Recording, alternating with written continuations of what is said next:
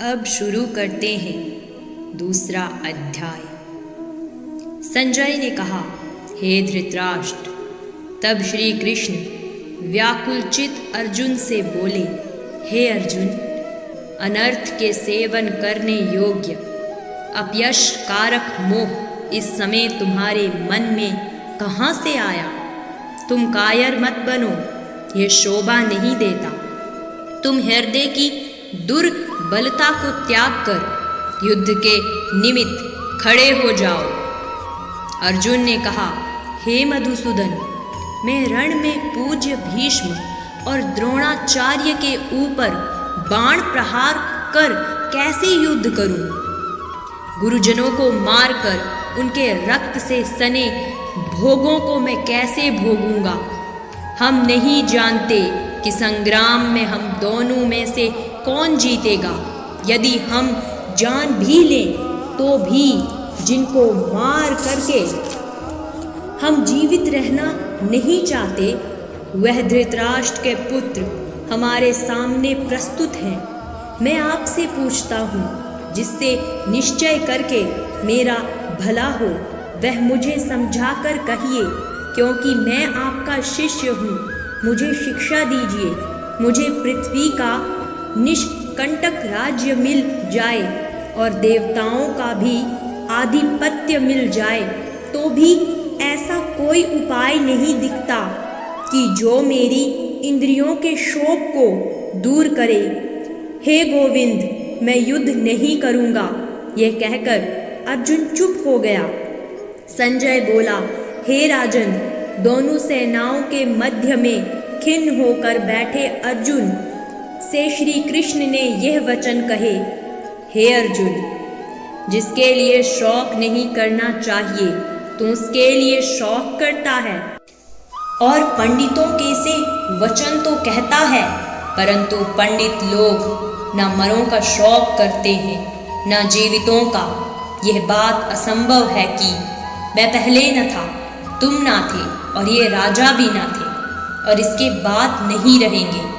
जैसे देहधारियों की इस देह की लड़कपन, जवानी, बुढ़ापा ये अवस्था होती है, वैसे ही मृत्यु के बाद दूसरी देह की होती है। इसलिए पंडित लोग मोक्ष को प्राप्त नहीं होते हैं। हे नरश्रेष्ठ, सुख दुख को समान मानने वाले जिस वीर पुरुष को ये ब्रह्म पदार्थ कलेश नहीं देते, वह मोक्ष पाने का अधिकारी है। अस्त वस्तु का तो अस्तित्व नहीं है और सम का अभाव नहीं है। इस प्रकार इन दोनों को ही तत्वज्ञानी पुरुषों ने देखा है। जिससे सारा संसार व्याप्त है, उसको अविनाशी जानो, क्योंकि इस नाश रहित आत्मा का विनाश करने में कोई समर्थ नहीं है। अतएव हे भारत, तुम युद्ध करो।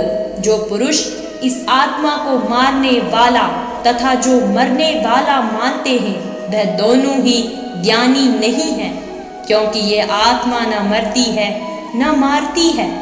आत्मा न कभी जन्मती है और न कभी मृत्यु को प्राप्त होती है। नष्ट होने पर भी वह नाश को प्राप्त नहीं होती। जो पुरुष इस आत्मा को नित्य अविनाशी, निर्विकार और अजन्म जानता है, वह किसको घात कराएगा और किसको मारेगा। जिस प्रकार मनुष्य पुराने वस्त्र को फेंक कर नए वस्त्र ग्रहण करता है, उसी प्रकार आत्मा पुरानी देह छोड़कर नई देह धारण करती है। आत्मा को शस्त्र नहीं काट सकते, अग्नि नहीं जला सकती, जल भिगो नहीं सकता। ये अविनाशी, सर्वव्यापी, स्थिर, अचल और सनातन है। यह इंद्रियों से जानी नहीं जा सकती, यह कल्पना से भी परे है। इसलिए ऐसा जानते हुए तुम्हें शोक करना उचित नहीं। हे महाभाव, यदि तुम इस आत्मा को नित्य जन्म लेने और नित्य मरने वाली मानते हो, तो भी तुमको शौक नहीं करना चाहिए, क्योंकि जो जन्मा है उसकी मृत्यु और जिसकी मृत्यु हुई है उसका जन्म निश्चय है। अतएव जो बात अनिवार्य है उसके लिए सोच करना व्यर्थ है। जन्म लेने से पहले क्या था किसी को मालूम नहीं, फिर मरने के पीछे क्या होगा कोई नहीं जानता। ऐसी दशा में किस बात का सोच करना तुमको उचित है? इस कारण सब प्राणियों के विषय में तुमको सोच करना उचित नहीं है। अपने धर्म को भी सोचकर तुमको घबराना उचित नहीं है, क्योंकि क्षत्रिय को धर्म पूर्वक युद्ध से और कुछ भला करने वाला नहीं है। हे पार्थ, बिना इच्छा किए स्वर्ग का द्वार रूप यह युद्ध तुमको स्वतः प्राप्त हुआ है।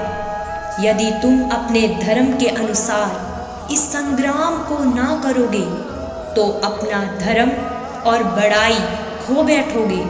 सब लोग सदा तुम्हारी अपकीर्ति करेंगे और प्रतिष्ठा वाले पुरुषों के लिए अपयश का होना मृत्यु से भी बढ़कर है। ये महारथी समझेंगे कि अर्जुन डरकर संग्राम से हट गया और अब तक जो लोग तुम्हारा मान करते थे वह अपयश करने लगेंगे। शत्रु लोग तुम्हारे पराक्रम की निंदा करते हुए अनेक प्रकार के दुर्वचन कहेंगे। इससे बढ़कर दुख तुमको और क्या होगा? यदि तुम युद्ध में नष्ट हो गए तो स्वर्ग का सुख भोगोगे और जीतने पर पृथ्वी तल पर राज्य करोगे। इसलिए युद्ध के निमित्त दृढ़ प्रतिज्ञ होकर खड़े हो जाओ। सुख दुख, लाभ हानि, जय पराजय इनको समान समझकर लड़ने के लिए तैयार हो जाओ। ऐसा करने से तुम पाप को प्राप्त नहीं होगे। हे पार्थ, यह ज्ञान उपदेश ज्ञान योग के विषय में तुझसे कहा गया। अब निष्काम कर्म योग के विषय में सुन। जिस ज्ञान को पाकर कर्म बंधन से तेरी मुक्ति होगी। कर्म योग मार्ग एक बार प्रारंभ किए बिना कर्म का नाश नहीं होता और विघ्न पड़ने पर भी शुभ फल होता है। और इस कर्म का केवल प्रारंभ ही संसार के बह से छुड़ाकर पूर्ण ब्रह्म प्राप्त कराता है। निश्चय करने वाली बुद्धि इस निष्काम कर्म में एक ही है और कामना वाले पुरुषों की बुद्धि एकाग्र नहीं रहती, उनकी शाखा प्रशाखाएं होती हैं। ऐसी दशा में मनुष्य संदेह में रह जाता है। हे अर्जुन, अज्ञानी उस पुष्पिता वाणी को ही स्वर्ग सुख से बढ़कर कुछ नहीं समझते। स्वर्ग सुख को ही जो उत्तम पुरुष पार्थ समझते हैं, उनका कामनाओं से चित्त व्याकुल होने के कारण निश्चयात्मक बुद्धि से मोक्ष साधन को नहीं उत्पन्न होती। कारण कि उनका चित्त भोगादि में सदैव निमग्न रहता है। जिन मनुष्यों का चित्त इस प्रकार मोहलिप्त है और जिनकी आसक्ति भोग विलास और ऐश्वर्य में ही है, ऐसे पुरुषों के अनंतःकरण में निश्चयात्मक बुद्धि नहीं होती है। हे अर्जुन, वेद त्रिगुणात्मक है, तुम निष्काम हो जाओ। सुख दुख को समान जानकर नित्य योग क्षेम आदि स्वार्थों में ना पड़कर धीरजवान और आत्मनिष्ठ हो। जैसे छोटे छोटे अनेक जलाशयों में मनुष्य का कार्य सिद्ध नहीं होता है, बड़े जलाशयों से वे सब प्रयोजन अनायास ही सिद्ध हो जाते हैं। उसी तरह संपूर्ण वेदों में कहा हुआ काम कर्म, उसका फल ब्रह्म में भक्ति रखने वाले मनुष्य को सहज ही में प्राप्त होता है। तुमको केवल कर्म करना चाहिए, फल तुम्हारे अधिकार में नहीं। तुम ना तो फल की अभिलाषा से काम करो, ना निकम्मे ही रहो। फल की आशा त्याग कर कार्य की सफलता को समान मानकर तुम योगस्थ होकर कर्म करो। यही कर्म ज्ञान योग है। इस बुद्धि योग सहित कर्म से अन्य कर्म अत्यंत हीन है। इसलिए तुम बुद्धि योग का आश्रय ग्रहण करो। फल की इच्छा रखने वाले निकृष्ट होते हैं। निष्काम कर्म करने वाला पुरुष ईश्वर कृपा से इसी संसार में सुकृत तथा दुष्कृत इन दोनों ही का त्याग कर देता है। इसलिए तुम निष्काम कर्म में प्रवृत्ति हो। कर्म फल को त्याग कर ही बुद्धि युक्त ज्ञानी पुरुष जन्म बंधन से हटकर मोक्ष को प्राप्त होते हैं। जब तुम्हारी बुद्धि मोह बन के बाहर निकल जाएगी, तब तुम्हारा मन आगे सुनने वाली तथा हुई बातों से विरक्त हो जाएगा। अनेक श्रुति स्मृतियों के वचन को सुनने से तुम्हारी बुद्धि भ्रमित हो गई है। जिस समय वह निश्चल होकर आत्मा में स्थित होगी, तब तुमको तत्व ज्ञान फल प्राप्त होगा। अर्जुन ने पूछा, हे केशव, आत्मस्वरूप में निश्चल बुद्धि वाला किसको कहा है? उसके लक्षण क्या हैं? श्री कृष्ण जी बोले, हे अर्जुन, जो महापुरुष मन की सब कामनाओं को त्याग देता है और अपने आप ही में प्रसन्न रहता है, उसको निश्चल बुद्धि कहते हैं।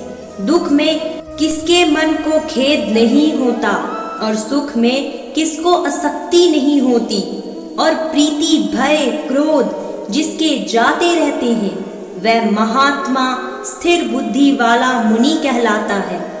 जो शुभ पदार्थ प्राप्त होने से हर्ष नहीं करता, अशुभ से अप्रसन्न नहीं होता, उसी को स्थिर बुद्धि जानना चाहिए। और कछुआ जैसे अपने अंगों को सिकोड़ लेता है, उसी तरह जो पुरुष अपनी इंद्रियों को विषयों से हटाता है, उसी की बुद्धि स्थिर जाननी चाहिए। निराहारी पुरुष के विषय घट जाते हैं, परंतु विषयों में उसकी चाह बनी रहती है। पर ब्रह्म का अनुभव होने पर चाह भी घट जाती है। हे अर्जुन, मोक्ष में प्रत्यक्ष करने वाले विद्वान व्यक्ति को भी प्रबल इंद्रियां बलात्कार से उसके मन को जीत लेती हैं। इसलिए सब इंद्रियों को विषयों से रोक मेरे विषय में तत्पर हो जाओ। जिसने इंद्रियों को वश में कर लिया है, उसकी बुद्धि निश्चल है। जो पुरुष विषयों के ध्यान में रहता है, प्राप्ति हो जाती है। प्राप्ति होने से कामना होती है। इच्छा के पूर्ण न होने से क्रोध की उत्पत्ति होती है। क्रोध से अविवेक होता है। अविवेक से स्मरण शक्ति नष्ट हो जाती है। स्मरण शक्ति के नष्ट होने से बुद्धि क्षय हो जाती है। जिसकी बुद्धि का नाश हुआ, वह विनाश को प्राप्त होता है। जो पुरुष राग द्वेष से रहित हो अपने मन को वश में रखता है, वह शांति को प्राप्त होता है। शांति मिलने पर सब दुखों का नाश हो जाता है। प्रसन्न चित्त वाले की बुद्धि निश्चल होती है। जो पुरुष योग युक्त नहीं है, उसकी निश्चल बुद्धि उत्पन्न नहीं होती। ईश्वर में भावना नहीं होती। भावना के न होने से शांति प्राप्त नहीं होती। अशांत को सुख कहाँ से मिलेगा? जैसे वायु नाव को जल में खींच ले जाती है, उसी प्रकार इंद्रियां उस पुरुष की बुद्धि का नाश कर देती है। जिसका मन विषय सिद्धि से इंद्रियों के पीछे लग जाता है। इस कारण हे महाबाहो, जिसने इंद्रियों को विषयों से सर्वथा रोक रखा है, उसकी बुद्धि स्थिर है। जो सब प्राणियों की रात है, उसमें संयमी जगता रहता है, और प्राणी मात्र जिस समय जागते हैं, मुनिजनों की वह रात्रि है। जल से भरे समुद्र में और नदियों का जल भरने पर भी वह अपनी मर्यादा पर रहता है। उसी प्रकार जिस पुरुष में इच्छा के न रहने पर भी सब विषय भोग प्रवेश करते हैं, उसी को शांति मिलती है। विषयों की इच्छा करने वाले को शांति नहीं मिलती। जो सब कामनाओं को छोड़कर तथा इच्छा रहित विचरता है और ममता अहंकार जिसमें नहीं है, वह शांति को प्राप्त होता है। हे पार्थ, ब्रह्म स्थिति यही है। ऐसी स्थिति मिल जाने पर प्राणी फिर मोह में नहीं फंसता और अंत समय में निर्वाण ब्रह्म को प्राप्त होता है।